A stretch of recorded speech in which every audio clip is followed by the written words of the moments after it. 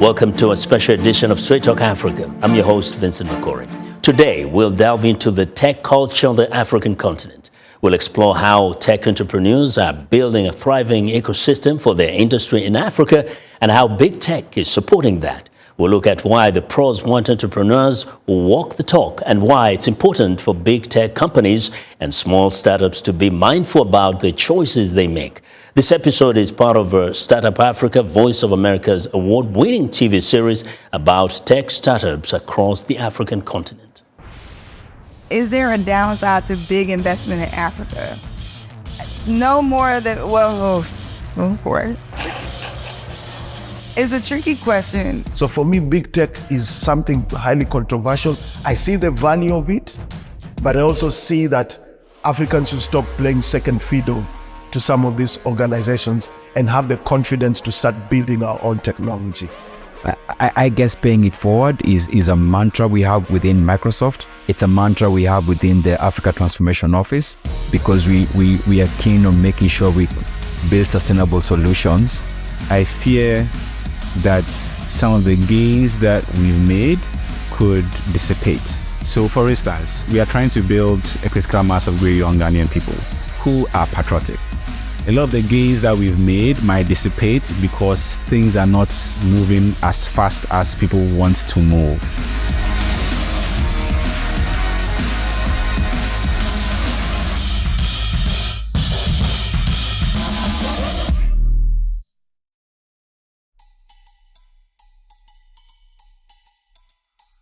My name is Brian Afandi. I'm the co-founder and managing director of Black Rhino VR.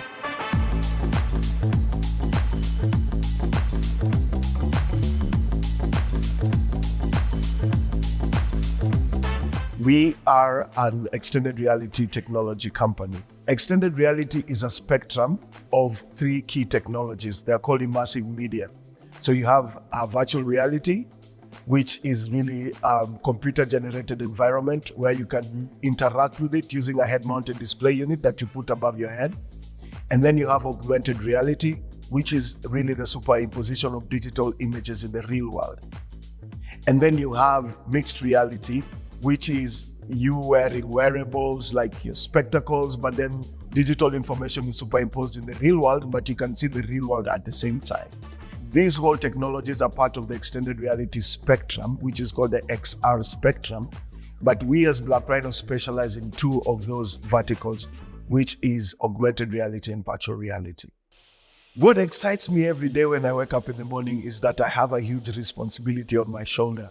And this responsibility is based on the fact that we have to demonstrate the power of extended reality to not just Kenya, but Africa. We have to demonstrate its resilience. We have to demonstrate its socioeconomic impact. And every day when I wake up in the morning, I'm driven for this and to make sure that a lot of people not just know about the technology, but change their mindsets about the technology itself. And I wanted to address some of the, developmental challenges that we have in Africa. I feel like Africans need to play a role, not just consuming, but producing and manufacturing when it comes to extended reality. Back in 2017, I almost closed down the company based on the fact that, technology was still highly considered nascent, but there was no potential for it in the industry. And I did a feasibility study and a SWOT analysis on what the positioning would be. And I was trying to find out what could be the right positioning for the company.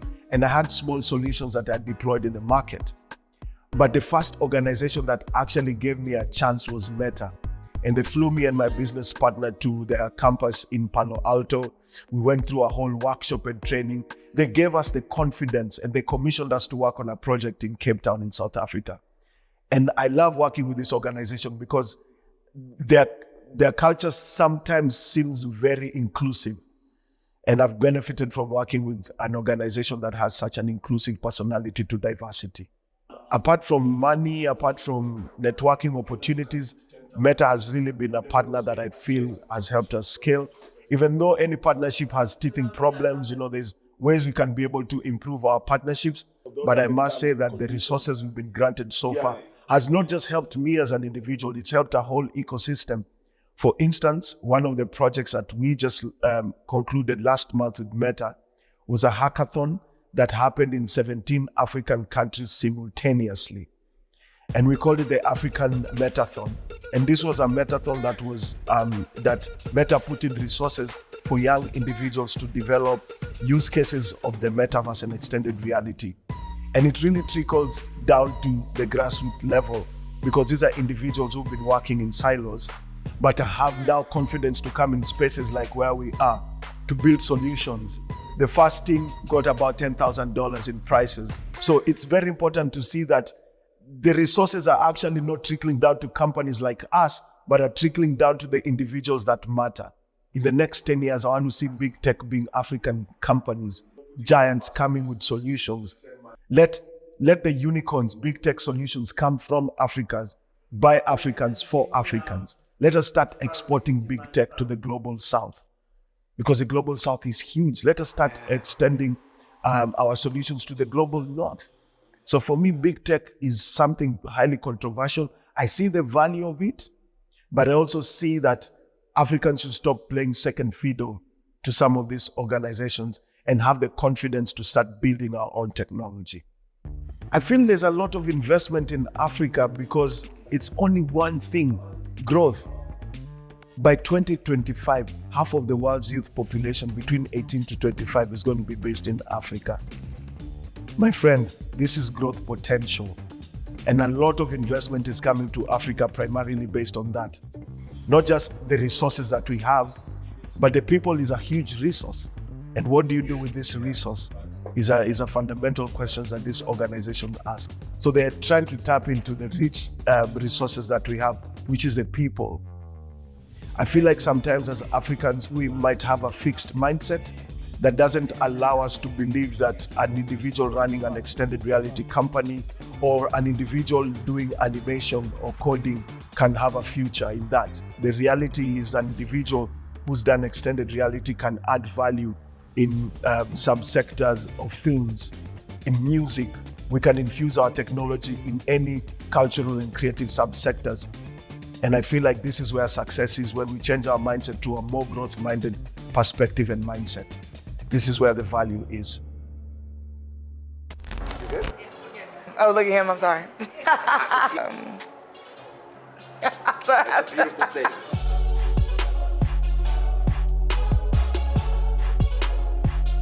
Is there a downside to big investment in Africa?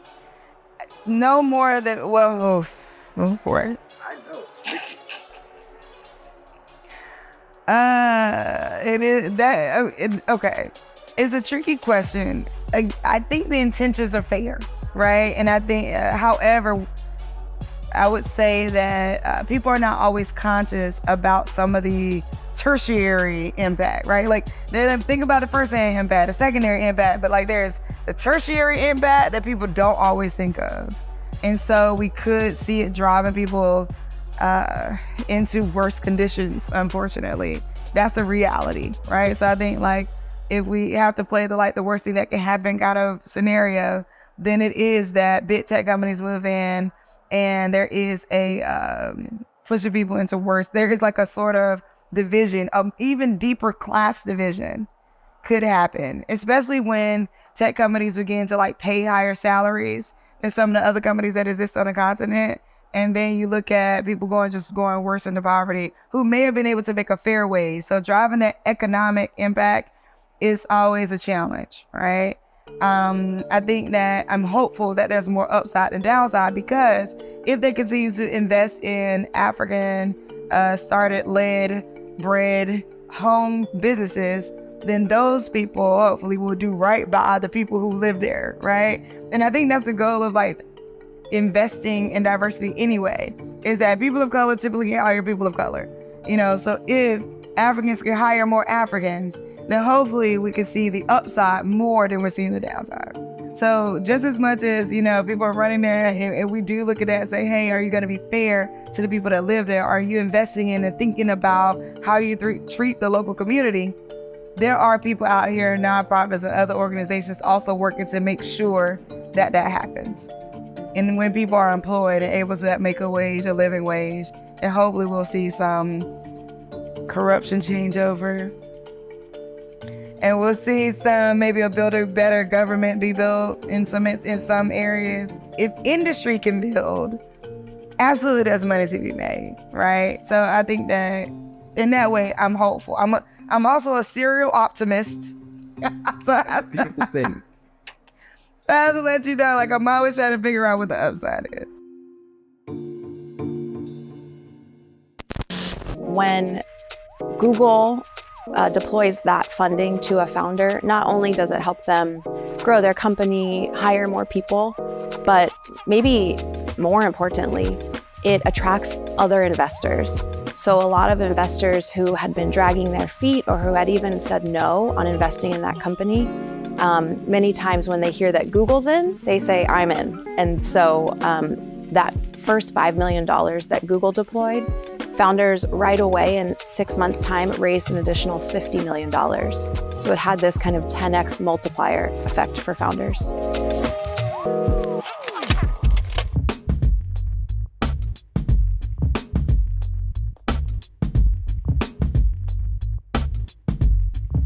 Big tech has allowed the information to be democratized, highly democratized, it's accessible. Whether or not it's on your phone, like you said, there's all these social media platforms where people can be able to communicate with the others across the globe. So the world seemingly has become smaller. Customer is king, you can pull up any information you need. And I feel like because culturally we are so exposed to what's happening in the West, what's also happening with the presence of big tech, I feel like there's some form of cultural dilution.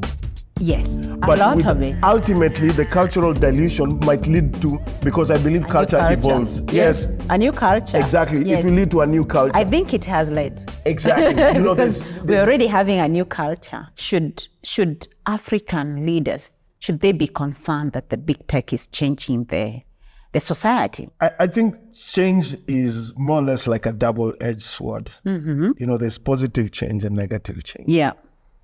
I feel like it's important for us to realize that what enriches technology is really the human being, and we are the epicenter of the tech, right? Ideally, in the real world, I feel like, yes, tech leaders in Africa should try to see how the tech can be able to benefit, especially when you look at the youth in Africa.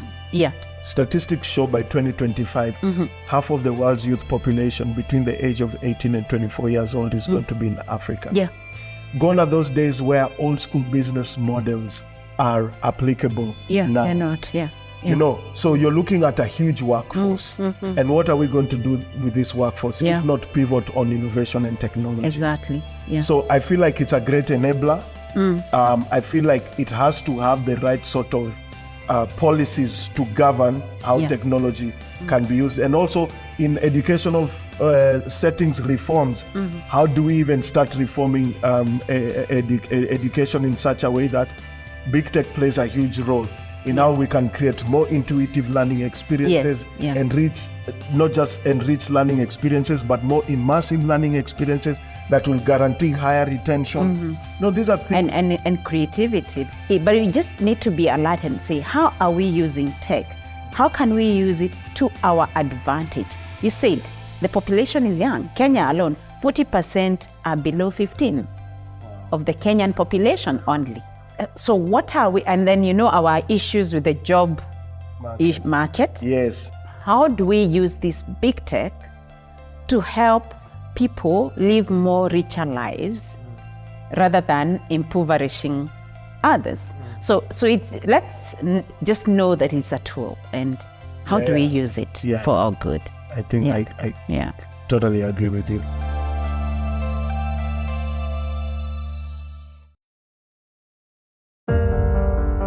In times of change, when the world seems uncertain and what we hear doesn't reflect what we see, we seek the truth. When we are told only part of the story, we lose trust. In moments of crisis, our dreams, hopes, and wishes for a better tomorrow depend on a free press. At Voice of America, we bring you the stories.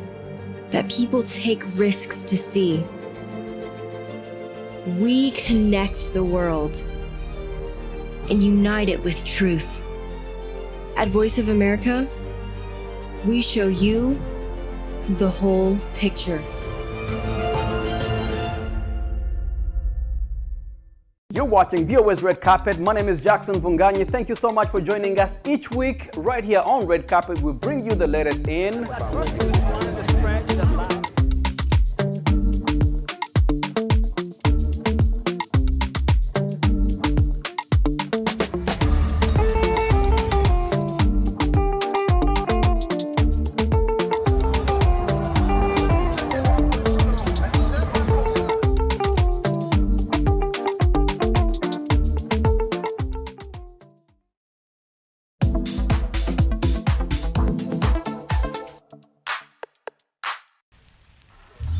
My name is Atul Zanapia.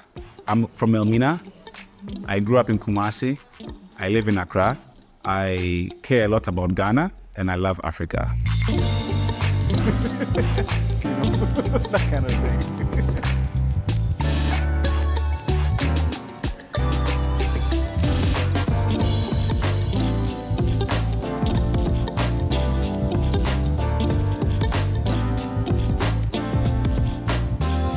I'm a social entrepreneur. I lead the Ghana Think Foundation. And I've also been working a lot around the intersection of youth and digital over the last 10 years. For Ghana Think, what we try to do every day is to mobilize and organize talent for the primary benefit of Ghana. And that is driving towards our vision of building a critical mass of young Ghanaians who are patriotic, passionate, positive, proactive, progressive, and most importantly, productive. For Ghana Think, I think when we started it in 2004, 2005, and maybe for the first couple of years, it looked like a labor of love that, we're doing for Ghana. But gradually, it's grown from that into a not-for-profit that we work on, and it's grown into a social enterprise and a business that we also work on.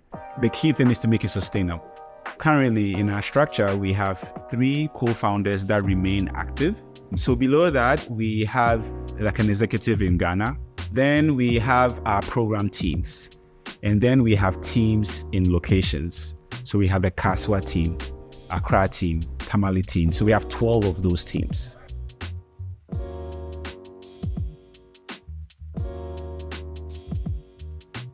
We run on volunteer membership.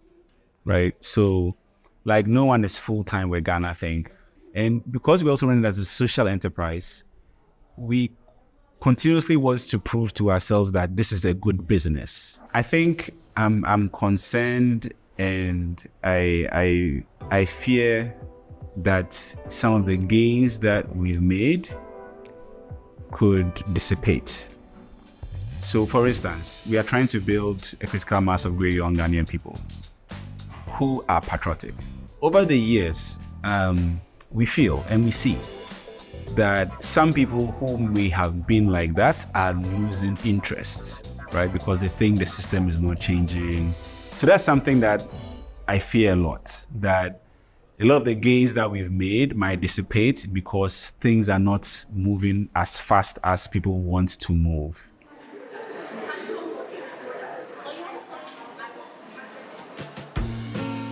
Sometimes we don't see it, but then change is actually happening, bit by bit, one person at a time. We are not paid, we are volunteers.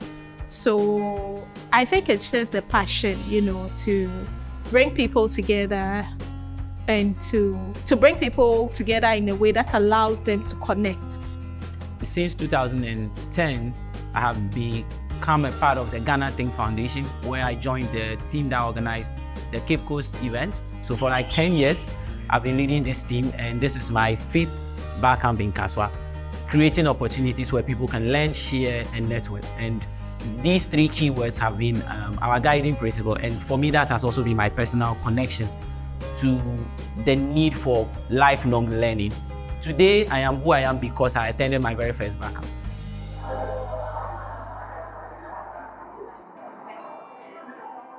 At first, I actually didn't know how to do management and other things. I was allowed to give my form of view, ask questions, and know the mindset of whoever is coaching me. So more or less, like, I've had a coach that I've lost in about 20 years, but I've had it just in the space of 30 minutes. It's really natural when you get to interact with people physically. So I like the interaction part of it. The people really came down to earth to our level and made things simple. They were welcoming, question-wise, suggestion-wise.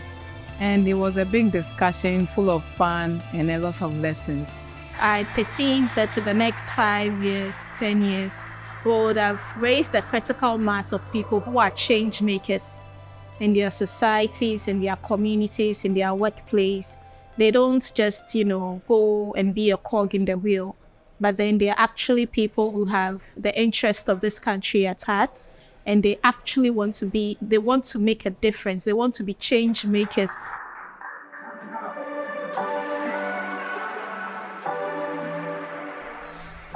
We've benefited from Google a lot. Unofficially, we've benefited a lot from Twitter. Even in the past, we've actually gotten some financial support through Facebook for ads, especially because of what we do and the kind of people that we target, young, tech-savvy driven, hardworking young people. A lot of the businesses that appreciate the kind of people that we engage, sometimes are big tech. Traditionally in Ghana, we struggle to get lots of local businesses to understand what we are doing and partner us or support us. So just because of the innovative side of things and that forward thinking, future ready side of things, I think, our position has definitely improved by working with big tech folk, right? So I think for me, the main downside would be taking competent labor and talent away from our own, I guess, Ghanaian-owned businesses.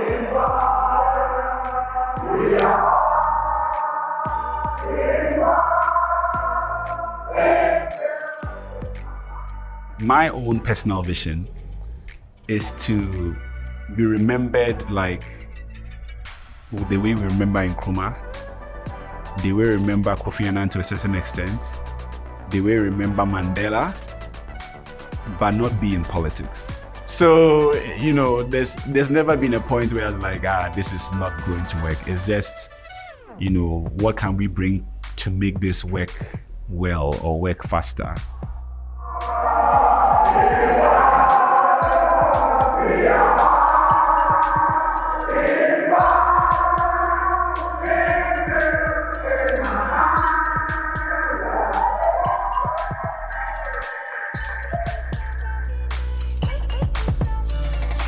Thank you so much for taking time out to be with us. Yeah, happy to Really be appreciate it. We're empowering them with financial stability, right? If you think about kind of Maslow's hierarchy of needs, we need kind of financial stability at the base before we can start thinking about more philosophical things like meaning, right? So that's one of the ideas of why we created a company called Meaningful Gigs. We handle the financial stability. You can start thinking about more philosophical questions and then about how to do more meaningful work in your life. You have choice. And choice is so important because when I was growing up, I was just trying to make the next buck.